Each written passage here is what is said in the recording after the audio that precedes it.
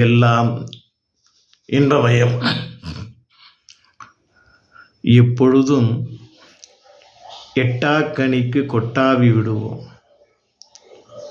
அதுபோலத்தான் கிடைத்த வாழ்க்கையை செம்மையாக வாழ வழி தேடாமல் போராட்டத்தை கிளப்பி மற்றவர்களை வதை செய்து வாழக்கூடிய வாழ்க்கையாக சிலர் வாழ்ந்து கொண்டிருக்கிறார்கள்.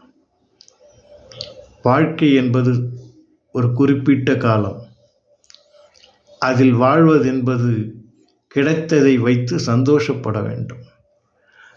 இந்த சந்தோஷத்திற்கு பதிலாக சுயநலம், தான் என்ற அகங்காரம், எல்லாம் எனக்கே என்ற ஒரு மமதை, இந்த செயல்களாலே தானும் கெட்டு தன்னை சேர்ந்தவர்களையும் கெட வைத்து வாழ்ந்து கொண்டிருக்கிறார்கள். வாழ்க்கை சுகமாக இருக்க வேண்டும். வாழ்க்கை மற்றவர்களுக்கு பலனாக இருக்க வேண்டும். வாழ்க்கை விட்டு கொடுத்து வாழ வேண்டும். இந்த நிலையிலே வாழ்க்கை தொடருமேயானால் நாம் உள்ளவரை சந்தோஷமாக இருப்போம். சிந்திப்போமா? எல்லாம் இன்பமயம்.